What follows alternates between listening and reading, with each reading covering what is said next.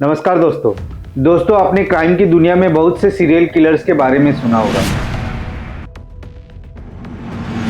लेकिन आज मैं आपको भारत की एक ऐसी महिला सीरियल किलर के बारे में बताने जा रहा हूं जिसके कत्ल का मकसद आपको झकझोर के रख देगा। मीडिया रिपोर्ट्स के अनुसार वह देश की शायद पहली ऐसी सीरियल किलर होगी जिसने अपनी हैवानियत का शिकार सिर्फ उन मासूम बच्चियों को बनाया जो खूबसूरत थी, सुंदर थी।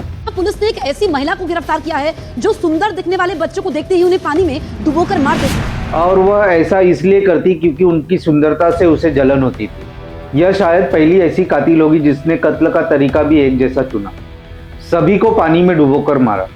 और इस दरिंदगी को छुपाने के लिए उसने ऐसा किया जो कोई माँ सोच नहीं सकती। उसने अपने 3 साल के बेटे शुभम को उसी तरीके से मार डाला ताकि किसी को उस पर शक न हो। और इसी शक से बचने के लिए उसने अपने ही 3 साल के बेटे शुभम को पानी में डुबोकर मार दिया। कौन है यह महिला? कि उसे सिर्फ अपने मायके और ससुराल के सुंदर बच्चियों से नफरत थी। क्या होता अगर वो पकड़ी नहीं जाती? और कैसे सिर्फ 4 कत्ल के बाद उसके खौफनाक राज का पर्दाफाश हुआ? यह कहानी है हरियाणा के पानीपत की पूनम की, उस पढ़ी लिखी सभ्य दिखने वाली महिला को जिसके अंदर एक खुखार साइको किलर छिपा था। ये कहानी पूरी जानने के लिए बने रही है क्योंकि यह कहानी सिर्फ एक अपराध की नहीं, एक खौफनाक साइकोलॉजी की है। साल 2019,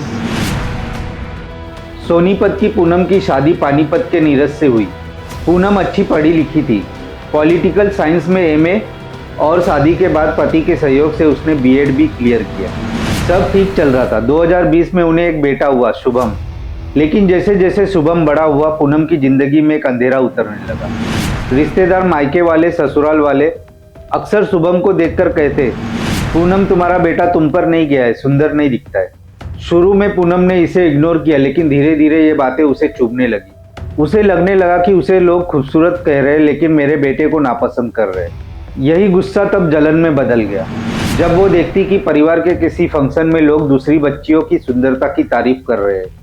उसे लगा कि लोग उसके बेटे की सुंदरता को नकार कर दूसरों की बच्चियों को सुंदर बता रहे हैं। यह ईर्ष्या धीरे धीरे एक हैवानियत का रूप ले रही थी। और फिर आया वो खौफनाक दिन जब पूनम की इस जलन ने पहला शिकार किया। नवंबर 2023,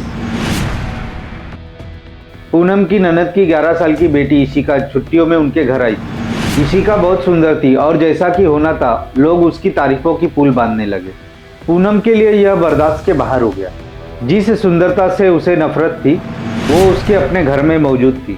एक रोज घर में कोई नहीं था, पति घर से बाहर था। सिर्फ पूनम, इशिका और 3 साल का शुभम थे। पूनम इशिका को छत पर पानी की टंकी के पास लेकर गई। हरियाणा के घरों में ऐसी टंकियां हर किसी के घरों में होती। और फिर उसने इशिका को उठाकर पानी के टंकी के अंदर डाल दिया, सिर्फ इसलिए कि वह सुंदर थी। लेकिन इस दरिंदगी को 3 साल के शुभम ने देख लिया। उसने अपनी माँ को इशिका को पानी के टंकी में डालते हुए देख लिया। पूनम घबरा गई, उसे लगा शुभम किसी और को बता देगा। और फिर इस साइको किलर ने वो किया जो उसकी मानसिकता को दर्शाता है। बचाव के लिए उसने अपने ही बेटे शुभम को उसी पानी के टंकी में डाल दिया, अपनी ही कोख को मार डाला। कुछ देर बाद सभी बच्चों को ढूंढने लगे और साथ साथ पूनम भी उनके साथ ढूंढने लगी। जब लोग बच्चों को ढूंढते हुए टंकी के पास पहुंचे तो अंदर 2 लाशें तैर रही थी, इशिका और शुभम की। क्योंकि शुभम भी मारा गया था इसलिए पूनम पर किसी ने शक नहीं किया। सबने इसे एक हादसा मान लिया। पूनम इस बात से खुश थी कि सुंदर इशिका अब नहीं रही और उसका बेटा जिसके सुंदर न होने के ताने उसे मिलते थे वो भी अब नहीं रहा। साल बीता और 2025 आ गया। पूनम दूसरे बेटे को जन्म दे चुकी थी। अगस्त में वह अपने मायके गई। वहां उसे अपने चचेरे भाई की 6 साल की बेटी जिया मिली। जिया भी सुंदर थी, लोग उसकी तारीफ कर रहे थे। और पूनम के अंदर का शैतान फिर जाग गया। उसे इशिका की याद आई और उसे गुस्सा आया। वही मौका, वही तरीका, जब घर में कोई नहीं था। पूनम जिया को छत पर ले गई और पानी के टंकी में डुबोकर मार दिया। जिया की सुंदरता पूनम को भीतर तक चुभ रही थी और फिर वही तरीका, बच्ची को घर से दूर ले जाती है, पानी की होद में सिर दबाकर डुबो देती है। ये था तीसरा कत्ल। जिया की मौत को भी हादसा मान लिया गया, लेकिन इस बार पूनम के चचेरे भाई को शक हुआ। एक ही तरह का हादसा बार बार अपने परिवार में कैसे? लेकिन शक किस पर करे? पूनम उनकी अपनी थी। फिर भी इस गहरे होते शक पर भी किसी ने कार्रवाई नहीं की। यह सोचकर कि शायद यह किस्मत थी।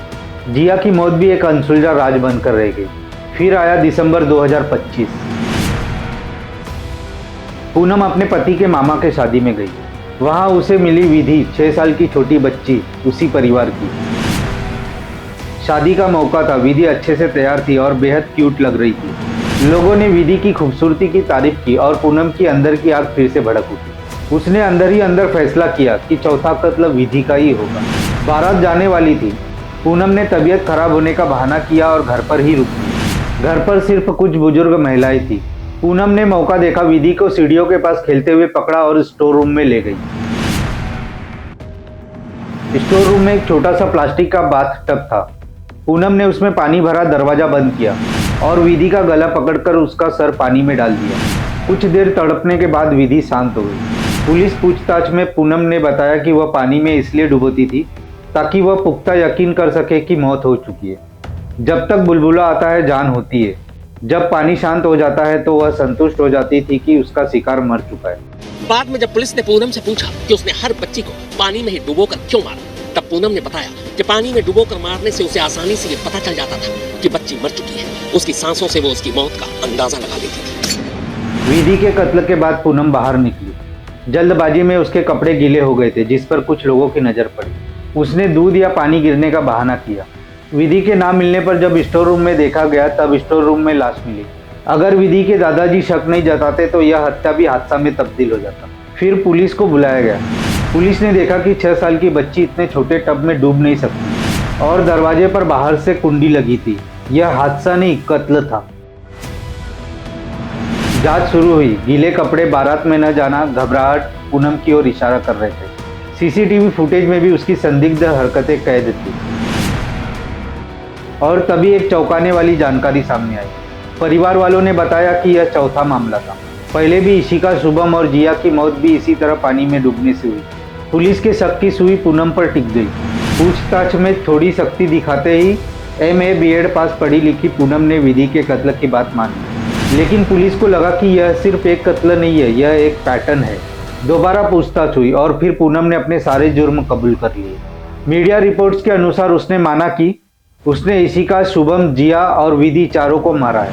आरोपी महिला ने स्वीकार किया है कि अब तक उसने 4 बच्चों की हत्या की है। पूनम ने बताया कि उसे उन सुंदर बच्चियों से जलन थी जिनके लिए लोग उसके बेटे को कमतर समझते थे। मीडिया रिपोर्ट्स के अनुसार यह एक साइको किलिंग थी जिसका मकसद सिर्फ सुंदरता से नफरत था। पूछताछ में महिला ने चौंकाने वाला खुलासा किया कि मुझसे कोई सुंदर ना दिखे इसलिए बच्चों को मारती थी, शक ना हो इसीलिए मैंने अपने बेटे को भी मार दिया। पूनम ने सिर्फ अपने खानदान की बच्चियों को निशाना बनाया क्योंकि उसके अनुसार वही लोग उसके बेटे के बारे में बात करते थे और उसे डर था कि बच्चियां आगे चलकर उससे ज्यादा सुंदर न हो जाए। एक महिला, एक माँ जिसके अंदर ईर्ष्या का शैतान इतना बड़ा हो गया कि उसने 4 मासूमों की जान ले ली, जिसमें उसका अपना खून भी शामिल था। पुलिस के अनुसार अगर वह पकड़ी नहीं जाती तो उसके खानदान की कोई भी सुंदर बच्ची सुरक्षित नहीं थी। उसकी गिरफ्तारी ने शायद कई मासूमों की जान बचाई। यह कहानी हमें बताती है कि सुंदरता की परिभाषा हर किसी के लिए अलग हो सकती है, लेकिन जब यह जलन में बदलती है तो इंसानियत का सबसे भयानक रूप सामने आता है।